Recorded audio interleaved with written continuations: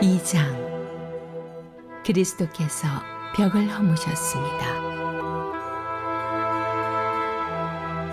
얼마 전까지만 해도 여러분은 죄로 인해 낡고 정체된 삶에 빠져 있었습니다. 그때 여러분은 참된 삶에 대해서는 아무것도 모르고 이 세상이 가르쳐주는 대로 살았습니다. 여러분은 더러운 불신을 폐에 가득 채우고서 불순종의 기운을 내뿜었습니다. 우리는 너나 없이 자기가 하고 싶은 것을 마음대로 하며 그렇게 살았습니다. 우리 모두가 같은 배를 타고 있었던 것입니다. 하나님께서 평정심을 잃고 우리 모두를 쓸어버리지 않으신 것은 정말로 놀라운 일입니다.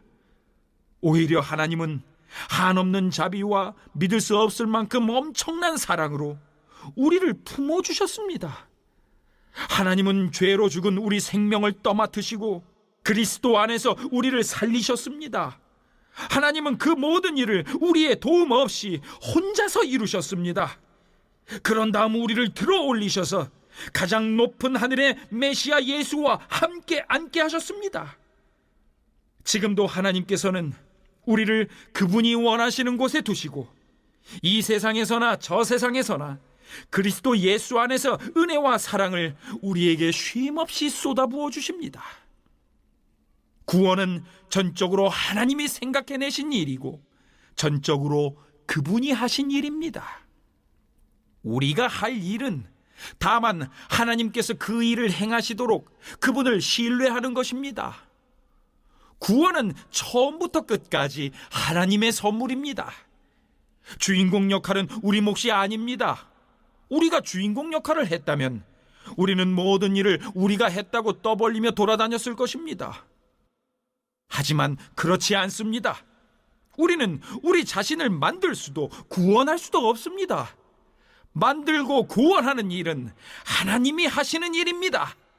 하나님은 그리스도 예수를 통해 우리 각 사람을 지으셨습니다.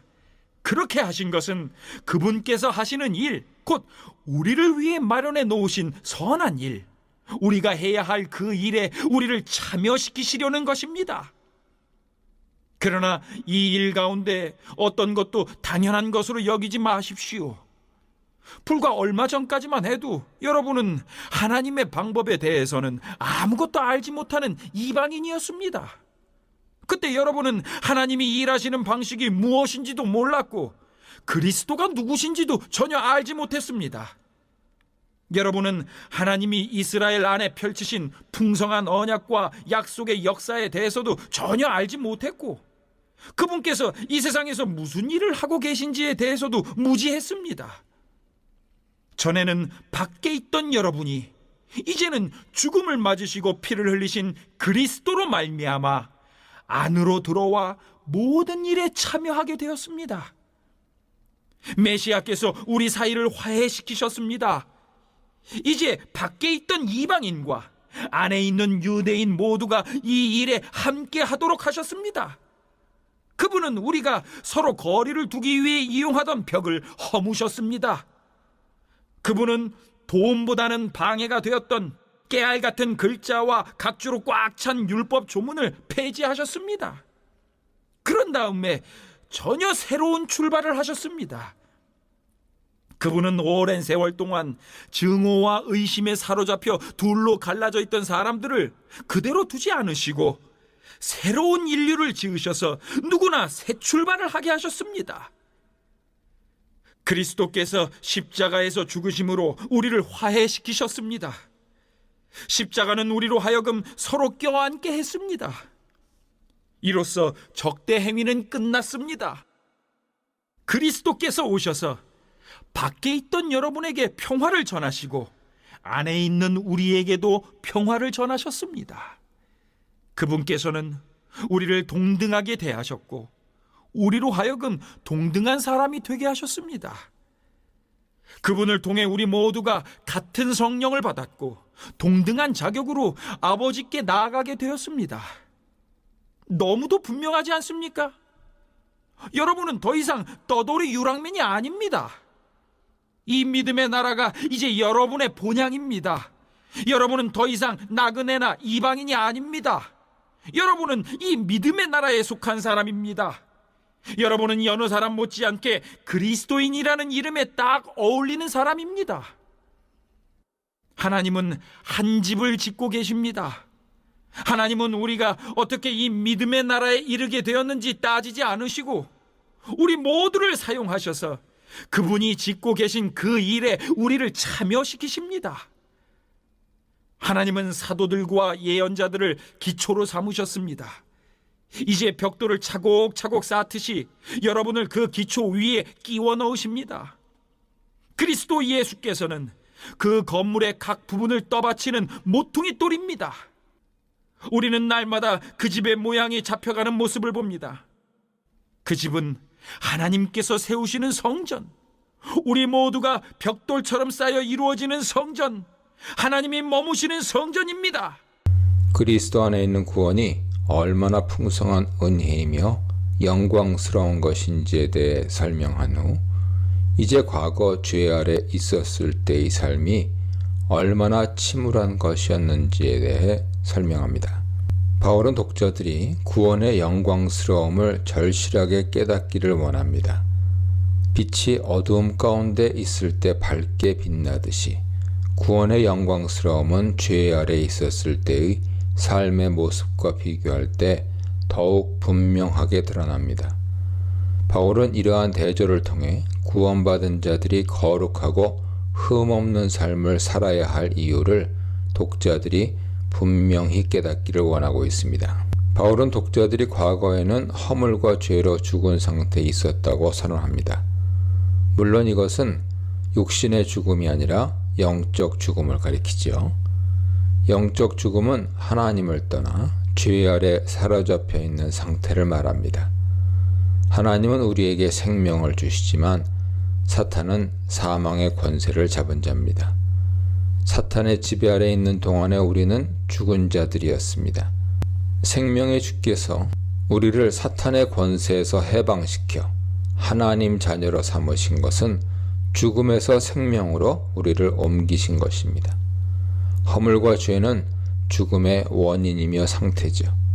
하나님은 우리를 허물과 죄 가운데서 건지셔서 거룩하고 흠없는 생명의 삶을 살도록 구원하셨습니다. 2절입니다. 바울은 독자들이 과거에 죽은 상태에 있었을 때의 삶이 어떤 것이었는지 설명합니다. 바울은 영적 죽음 상태에 대해 세 가지로 설명합니다. 첫째, 독자들은 과거에 허물과 죄 가운데서 살아갔습니다. 이것은 이방인으로 살아갈 때 행했던 모든 우상 숭배와 불의한 삶을 가리키는 것입니다. 둘째, 독자들은 과거에 이 세상 풍조를 따라 살았습니다. 여기서 세상은 코스모스이며 풍조는 아이온이라는 단어를 번역한 것입니다. 코스모스는 공간적 의미에서 우주를 가리키며 아이온은 시간적 의미에서 이 세대를 가리킵니다. 아이온은 의인화되어 이 세상을 지배하는 악한 영을 의미하기도 합니다. 셋째, 독자들은 과거 공중의 권세 잡은 자를 따라 살았습니다. 공중의 권세 잡은 자는 지금 불순종의 아들들 가운데 역사하는 영으로 재진술되고 있습니다. 그러므로 하나님께 불순종하는 자들은 이 세상을 지배하는 악한 영에 복종하며 살아가는 자들입니다. 3절입니다. 바울은 이제 자신을 포함하여 독자들도 과거에는 그러한 가운데 살았던 자임을 선언합니다. 불순종의 자식들 가운데 살아갈 때는 하나님의 뜻에 따라 사는 것이 아니라 육신의 욕심을 따라 육체를 따라 사는 것이었습니다. 그것은 하나님의 진노를 쌓는 일이며 종국에는 심판을 받게 될 것입니다. 바울은 독자들이 과거에 악한 영에 복종하며 살아갔으며 그로 인해 하나님의 심판을 받을 수밖에 없음을 강조하고 있습니다. 4절로 6절입니다. 심판받아 멸망할 수밖에 없었던 독자들에게 반전의 드라마가 시작되었습니다. 그런데 그 반전의 주도권은 하나님에 의해 시작되었습니다. 하나님이 우리에게 반전의 기회를 주신 것은 그의 풍성하신 긍휼에서 비롯된 것이며 그것은 우리를 향한 그의 사랑에서 나온 것이죠. 4절에는 긍휼과 사랑이란 단어가 등장하는데 이것은 3절의 진노와 대조됩니다. 우리는 마땅히 하나님의 진노를 받을 자들이었지만 하나님은 우리에게 진노 대신 사랑과 긍휼을 베푸셨습니다. 하나님의 긍휼은 우리에게 어떤 식으로 드러났습니까? 그것은 허물로 죽은 우리를 그리스도와 함께 살리는 것으로 나타났습니다. 하나님은 우리를 그리스도와 함께 살리셨을 뿐만 아니라 더 나아가 그 안에서 하늘에 앉게 하셨습니다. 바울은 지금 연합의 교리에 대해 설명하고 있습니다. 우리가 그리스도와 연합할 때 우리는 그리스도의 부활에 참여하게 됩니다. 우리는 세례를 통해 그리스도와 함께 죽고 그 안에서 함께 일으키심을 받았습니다. 그러므로 독자들은 지금 그리스도 안에서 부활한 새 생명으로 살아가고 있는 자들이며 그리스도와 함께 하늘에 앉아 있는 자들입니다.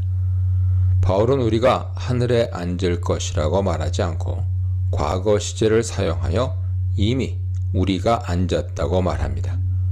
지금 이 세상에서 살아가고 있지만 우리는 하늘에 속한 자들입니다.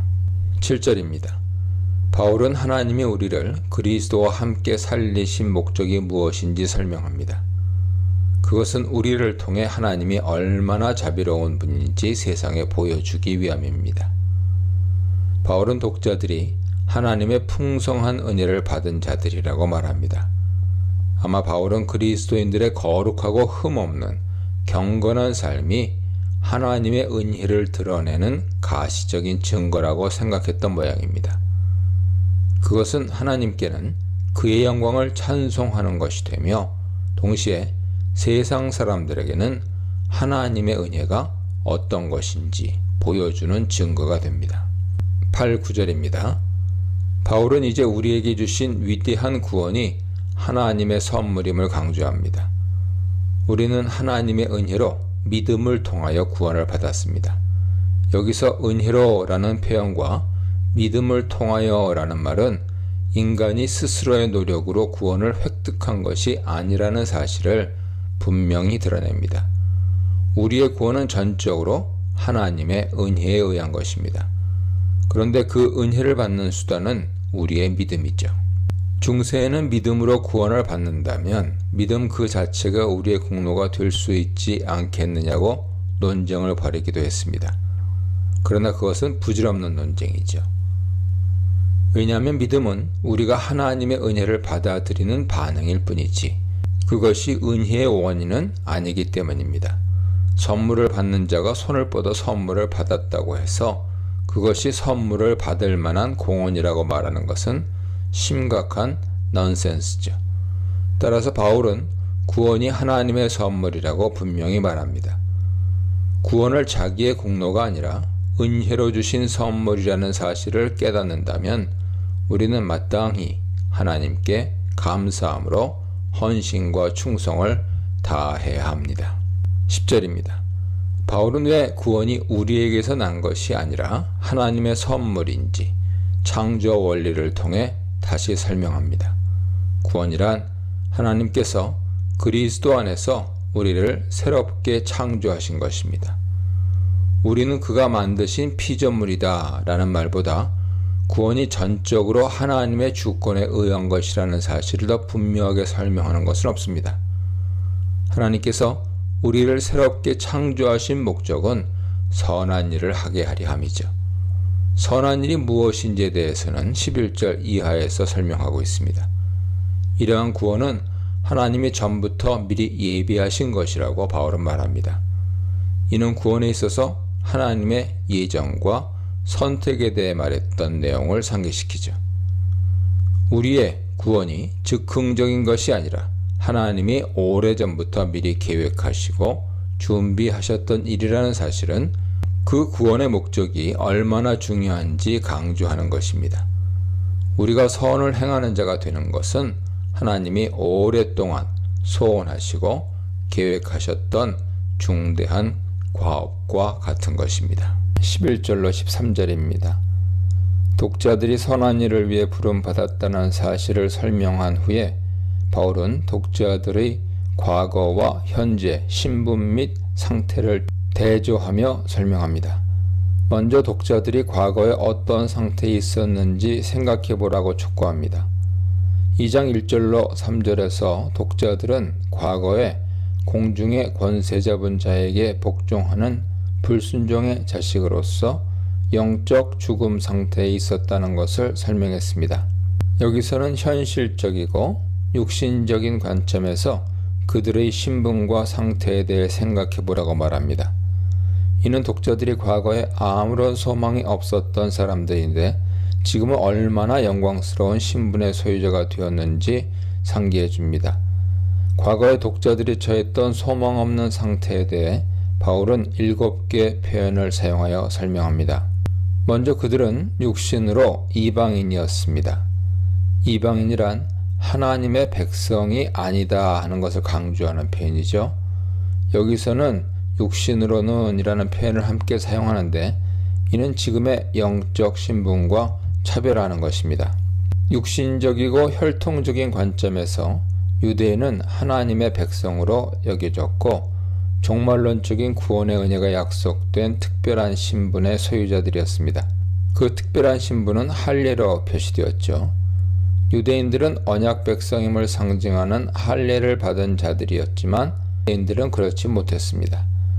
그리스도 밖에 있었다는 것은 메시아를 통한 언약의 혜택을 받을 수 없는 자들이었음을 의미합니다. 바울은 이러한 신분을 가리켜 세상에서 소망이 없고 하나님도 없는 자들이었다고 말합니다. 독자들은 과거에 하나님도 없는 자들이었습니다. 그들이 섬겼던 우상은 사실 신도 아니고 하나님도 아니었습니다. 그러나 지금은 그리스도 예수의 피로 유대인들과 가까워졌습니다. 그들은 그리스도 밖에 있던 자들이지만 이제 그리스도 안에 들어온 자들이 되었습니다. 독자들이 이러한 사실을 생각하고 기억한다면 자신들에게 주어진 거룩하고 의로운 삶에 대한 책임이 얼마나 막중한 것인지 깨닫게 될 것입니다. 14, 15절입니다. 이방인이 그리스도의 피로 유대인과 가까워졌다는 것은 유대인과 이방인 사이가 화목하게 되었음을 의미하죠. 그리스도의 대속적인 죽음은 화목하게 하는 사역이었습니다. 아마 바울은 유대인과 이방인 사이에 있는 갈등과 차별을 생각했던 것 같습니다. 그러한 갈등은 육신적, 민족적인 차별에 의한 것입니다. 그러나 지금은 하나님의 백성됨에 대한 참된 지표는 아닙니다. 하나님 백성됨의 참된 지표는 육신에 관한 것이 아니라 영적인 것이죠. 그리스도의 대속적인 죽음은 중간에 막힌 담을 허무는 것으로 간주됩니다. 여기서 막힌 담이란 유대인과 이방인 사이에 있는 원수된 것, 곧 적대감을 가리킵니다. 예수의 죽음을 막힌 담을 허무는 것에 비유한 것은 예수의 죽음을 돌로 지은 예루살렘 성전의 파괴를 상징하는 것으로 묘사했던 요한복음 2장 19절과 유사합니다. 예수의 죽음이 옛 성전인 돌 성전을 허무는 것이라면 그의 부활은 새 성전인 교회를 세우는 것이죠. 예수께서는 죽음을 통해 적대감을 허물어내고 화평을 세우셨습니다.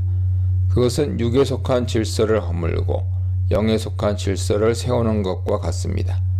따라서 바울은 예수의 죽음이 율법을 폐하는 것이라 말하지 않고 법조문으로 된 계명의 율법을 폐하는 것이라고 말합니다. 이것은 율법의 외적이고 형식적인 측면이 폐지된 것이지 율법이 의도했던 영적 목적이 폐지된 것은 아니라는 뜻입니다. 즉, 동물 제사는 폐지되었지만 죄 씻음에 관한 원래 목적은 그리스도의 대속적인 죽음을 통하여 완전하게 성취된 것입니다. 16절입니다. 그리스도의 대속적인 죽음은 유대인과 이방인 사이에 화목만을 가져온 것이 아니라 하나님과의 화목을 가져왔습니다. 유대인들도 육신에 있었을 때는 하나님과 화목하지 못했습니다. 원수된 것은 유대인과 이방인 사이에만 있었던 것이 아닙니다. 죄 아래에 있는 모든 인간들과 하나님 사이에도 존재하죠.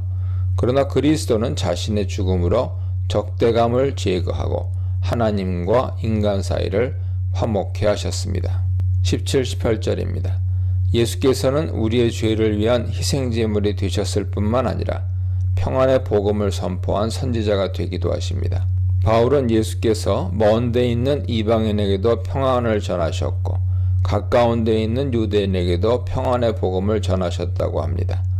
이것은 종말론적인 구원 복음에서 유대인과 이방인 사이에 차별이 없음을 설명하는 것입니다.